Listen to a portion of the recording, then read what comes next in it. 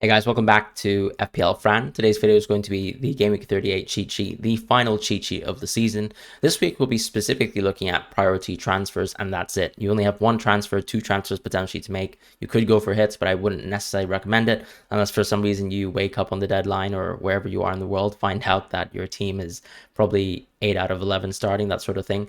I would say the best punts, of course, are going to be in the midfield because traditionally we always see more points from the midfielders. We also see a lot more goals in the final match days. That's been a historical trend. And as far as defense, we have a lot of defensive potential doubts, right? Because you could see players like Trippier, Trent, and Shaw all miss out in this week, but I would not prioritize my transfers there anyways, unless you really are forced to. So if we start with the midfielders now, as in say are my priority targets. These are actually options where I would say budget should be thrown out the window this week because you should be looking at exclusively the best fixtures to target. And in my opinion, both Crystal Palace and Everton have the two best fixtures to target. Crystal Palace have, even though they've been quote unquote in the beach for a while now, have actually been consistently playing well. And the great thing about this consistency is that Eze and Elise have played very, very good minutes during this run of games. And with Zaha, for example, I mean, look at his minutes compared to these two options, and you can see it does pale in comparison. So that's a huge strength. Whereas if you compare it to, let's say, an Arsenal team where we already have some news that Saka might not be even featuring for this Game Week 38 game, that is a game where Arsenal could look to rotate because they have a slightly deeper squad as well. And they have some players that they're looking to develop, or even some players who you could even argue would have a testimonial type of match with Reece Nelson. So in my opinion, as Elise are the prime options for this week, followed very closely by McNeil and Iwobi. And taking a step back, just going back to Eze and Elise, I would 100% prioritize Eze if I could. I understand some people have some budget restrictions because if you're going out of these Mitoma / McAllister type assets from Brighton, you might not actually have money in the bank if you have a very restrictive budget right now. So therefore, you would probably have to go Elise. But Eze is the one I would prioritize because he actually has better underlying goal stats, and he also has better odds, of course, of getting hauls because of the fact that he's a penalty taker. As far as Elise, he actually has higher expected assists per 90. But as we know, there could be perfect games that line up where you can see, for example, when Elise effectively had a hat-trick of assists, but those games don't come too far too often. So I think, of course, when if he actually has better expected goals per 90 then let's say Elise has better expected assists per 90, it's a pretty simple clean-cut solution. As far as McNeil and Iwobi, very similar types of players when it comes to how I would envision them this week. McNeil, of course, had a super haul versus Brighton, but if you actually look very consistently, of course, Everton have been a team that have been struggling to attack. Iwobi and McNeil have gotten sporadic returns. McNeil actually is the highest goal-scoring player for Everton, so I would still prioritize a McNeil this week. And it will be, of course, he's also another set-piece taker for this team, but sharing that responsibility with McNeil. So I would actually still prioritize McNeil, very similar to the Eze Elise situation. Not necessarily so different in terms of the spread of expected goals and expected assists, but I would still prioritize McNeil. As far as Buendia, he's going to be an option that you want to think about if you want to, let's say, target this Aston Villa team, go a little bit even further left field and actually maybe target this Brighton fixture. Why you would do that, I don't really know, unless you, let's say, got news about the Brighton team and found out that it was very, very weak. However, we've seen from Roberto De Zerbi this season that I don't think any lineup that he puts up necessarily looks weak until they actually, completely capitulate like they did versus Everton. So that's going to be very, very hard for me to sort of guess from the outset. I wouldn't also say that Aston Villa have been an extremely explosive goal scoring team, although they have been very consistent when it comes to how good they have been consistently at keeping both clean sheets and also just actually consistently scoring in games. So Buendia is an option that I like, but not too much because he's not going to share the amount of minutes that these green options do, and therefore that's going to be my coverage of the budget midfielders. Odegaard and Trossard are that sort of price point where if, let's say, Rashford is benched for whatever reason, you could simply move towards an Odegaard / Trossard option if you don't have much money in the bank. I do like the punt here, particularly with Saka being out. In fact, that probably makes me think that Trossard's an even better option. Trossard actually has the highest odds of most players within the league actually of getting an assist based on goals, based on gambling odds this week. So he's one to look at as well, particularly as a punt when you're looking at effective ownership. As far as 7 to 7.9, I only really would take Maddison seriously here. Gakpo, I've given a rise, but that's only based on if he gets a start.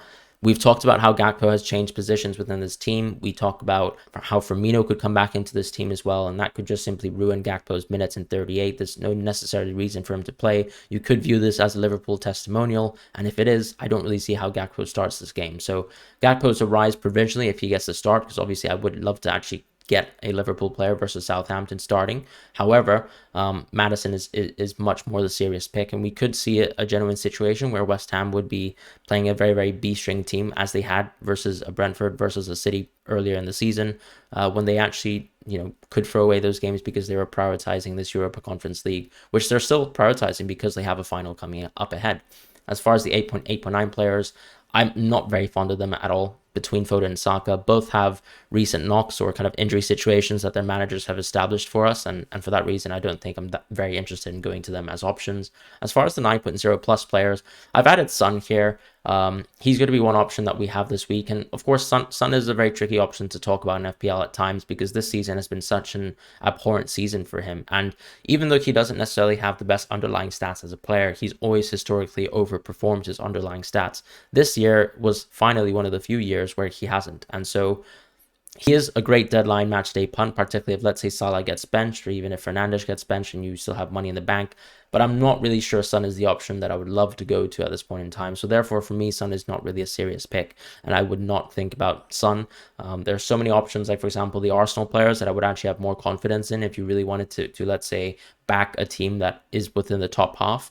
And as I said, the budget midfielders, this is a week where you shouldn't be looking at budget, and you should really be picking players based on how easy their fixture is. Now, Leeds, of course, are very, very terrible defense. We've seen them capitulate versus West Ham. However, they've also put in good performances versus like a Newcastle team, barring, of course, the sort of Junior Firpo situation where he gifted away effectively a second penalty to Wilson. But this is sort of what I'm talking about here. I don't think Son is a huge priority, but of course, he's still going to be in isolation a good pick this week.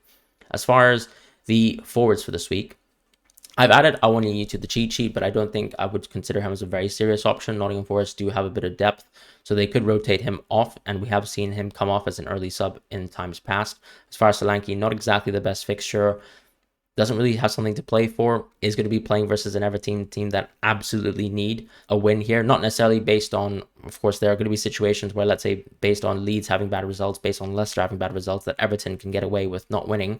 But I do think that if you take the narrative that you're going to back teams that are going to have something to play for, this is, of course, why you probably wouldn't consider Solanke that great an option.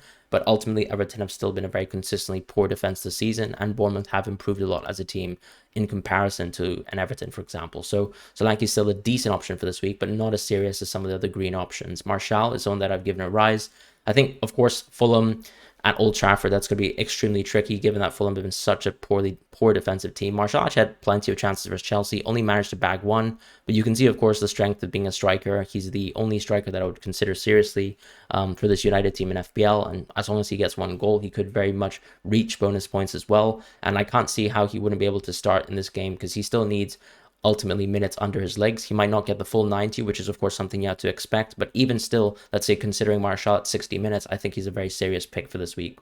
As far as Alvarez, he has to fall for pretty much the opposite reason. It's an away game, and we might not even know whether he starts or not. And ultimately, if Alvarez was even to start and Haaland was actually going to play alongside him, I really don't seem infused by Alvarez in the role that KDB plays. He doesn't really hold a candle to what KDB can do in the pitch.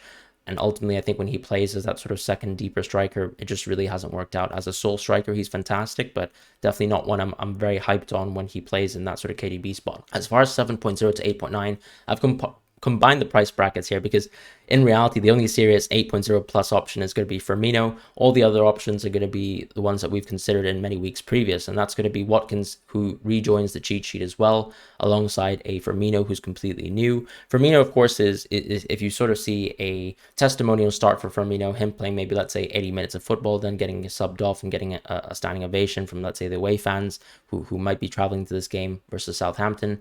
However, of course, the level of that game might not be super high. We could see a lot of Liverpool rotation. So therefore, I'm much more confident in, for example, Watkins being your one game week punt. I think a lot of us have forgot about Watkins because he's been a transfer out to Alvarez, he's been a transfer out to Isak, he's been a transfer out to Wilson. But this is a very serious game for Aston Villa. He's still on penalties, hopefully, and you're going to be looking at someone who's going to be playing 90 minutes, whereas I can't say the same for any of the players really on this list, even a Gabriel Jesus, because what really is the point of necessarily playing 90 minutes for any of these players outside of Watkins? And that's going to be the issue here. Isaac falls because I do think Wilson will actually play this game and start versus Chelsea, which also means we're continuing to see Isaac at left wing, which is very dismaying, I would say. Unless you get a reverse situation where Wilson gets benched and Isaac starts, then I think that Isaac, of course, should not really be considered as a drop at all. In fact, I think he would be considered quite easily as a green option. But based on my prediction that Wilson will actually start, I don't think Isaac is that serious of a pick. And therefore, I would only really be considering to transfer in a Watkins this week in priority. Wilson could be interesting, of course, if he starts, because if you look at the underlying numbers at Wilson, he absolutely blows out the rest of the competition in around these price ranges, with really exception to Haaland. He's got the second best amount of underlying stats of any player outside of Haaland, and for that reason, I think he's a very, very serious pick going forwards. And in next season, of course, I'm sure we'll see more of Wilson. As far as the 9.0 plus, Kane and Haaland, it's been like this all season long, and there's been nothing that really needs to change. In theory, Kane actually has a game that's more important, but we know that Pep is someone who does believe in keeping rhythm within his team, and I think Haaland will start for that reason as well, and probably play 60 minutes, but probably no more. That, unfortunately, of course, is more than enough for Haaland to be a good pick this week. Whether he's your captaincy option is probably a separate choice. I think you have to kind of look towards other options like a Kane or Salah to see if they start, to actually consider whether you'd like to flex your captaincy away from Haaland. I would probably consider doing that if we actually get sufficient news, but Haaland is not necessarily a transfer out for me unless he gets benched. And of course, at that point, you've got Kane standing there waiting for you. As far as the defenders this week, this is a huge radical change. And I think, generally speaking, it's worth talking about the clean sheet perspective. You have a team like Everton who absolutely have something to fight for. They actually have the best clean sheet odds this week. So that's very, very significant. And why I would actually consider Tarkowski or Mina as your best picks to go for. Not really confident in the fullback situations. We also know Patterson is out. So that leaves to me saying Tarkowski or Mina, you're probably going to bank on a bullet header, but it could work out, right? Because you could also see a potentially low goal scoring game scenario where a Tarkowski or Mina could actually end up getting a lot of the ball, getting bonus points through that way as well. As far as, of course, Bournemouth, I mean, they have been quite consistent attack away from home too. Actually been very good when it comes to actually converting their finishing opportunities. But still, as I said, you're going to be backing an Everton team that have something to play for and have the best clean sheet odds. The second best team in terms of clean sheet odds is actually Arsenal. But this goes back to the scenario where we've seen, let's say, a little bit of rotation within this Arsenal team in terms of how they've been operating with the back line, changing a little bit of things within the midfield, like in Nottingham Forest. That didn't really seem to work out. It wasn't terrible in terms of defense because actually they didn't really concede much from the XG of Nottingham Forest. But when you actually look at the perspective of how poor the attack looked for Arsenal, didn't really look too glamorous, I think, in that sort of structure. So that might be something that Arteta continues to tinker around with Game Week 38, but I don't really think there's much to be said there. And I wouldn't necessarily back Arsenal. Now, of course, there's a narrative around Tierney that this being potentially his final game at the Emirates. So you could maybe go around Tierney. I'm not really sure I'd be that hyped to go into Kieran Tierney if I'm being honest, but Varane and Lindelof are still there as good options. And then when we talk about teams that actually do have something to play for or have easier fixtures, we're talking about Leicester and Crystal Palace and even Tottenham as well. I think Castagne, Anderson, and Pedro Porro are all similarly good options. Pedro Porro, you're probably looking more towards a goal return, and I think, of course, if he starts, I actually probably would go for that sort of gamble. He's very similar to Castagne in that sense, where really I'm not expecting a clean sheet for this Leicester team. They are playing at home though, so I would probably rate Castagne a little bit higher than Pedro Porro just on that basis, but Pedro Porro has really good underlying stats anyways from an attacking point of view. And Anderson, you're actually kind of very similarly to the Game Week 20 or Game Week 32 free hit scenario, just sort of looking at a very easy Crystal Palace fixture on paper versus Nottingham Forest at home, and hopefully they can get a clean sheet there. But otherwise, Anderson is actually quite a dull pick, so that's why I wouldn't really consider him in comparison to an Everton option. However, you could simply go for an attacking fullback if you think that everyone's going to concede anyways, and you'd actually rather back someone who actually has attacking return possibilities. As far as 5.0 to 5.4 options, Gabriel and White for the same reasons that I've expressed, where Arsenal are probably the second best team to go for. Shaw falls simply because Newcastle, I mean, look, Chelsea look horrific, but they still have enough quality in terms of the insurmountable amount of players that they have on the bench. And of course, Newcastle don't necessarily have something to play for in this game, where you could, of course, see that, yeah, I mean, Shaw could be a good option, but not a very serious option. And Shaw falls, unfortunately, due to the back injury situation. I think given that there is a bit of a short turnaround, right, between this Chelsea game and, of course, the next Fulham game, it probably makes sense for Shaw to actually get rested with this back injury situation. Maybe it's just a knock, but I think Ten Hag did state, of course, that there was an issue. So that will probably mean that Shaw will not play versus Fulham, and therefore you have to be looking at picks away from Shaw. And I probably also wouldn't back this United defense necessarily, given that they honestly looked they were able to actually give so many opportunities away to Chelsea. And I think a team like Fulham that actually have been much more clinical than Chelsea this season would definitely pounce on those same opportunities.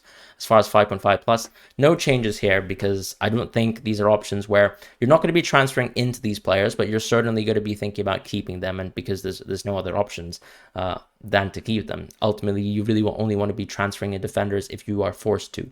As far as goalkeepers, it's the very same situation here. Johnstone I haven't added for that reason because I think Pickford is just a supreme option, much better, and therefore Pickford finds his way towards the cheat sheet this week, but no changes. And of course, I've taken Steele out because what's the real use to consider Brighton at this point in time? These are the 4 teams and 4 players really from a goalkeeping point of view where I would actually consider them as very serious picks. Pickford sort of has that double edge where maybe even you can argue very similarly to someone like Iverson, or could actually get a lot of saves in this game and also keep a clean sheet. So the ceiling could potentially be higher for someone like a Pickford, but ultimately you have to probably back as well some of the teams that actually have shown to be much more resolute defenses over the course of the season with your De Gea's, Alisson's, and Ramsdale. So that's going to be the cheat sheet for this week. I hope you guys have a wonderful time ahead, and I hope you guys end the season on an absolute high, and thank you guys so much for watching the cheat sheet content this season. If you could like the video, I would really appreciate it, and I'll see you guys next season.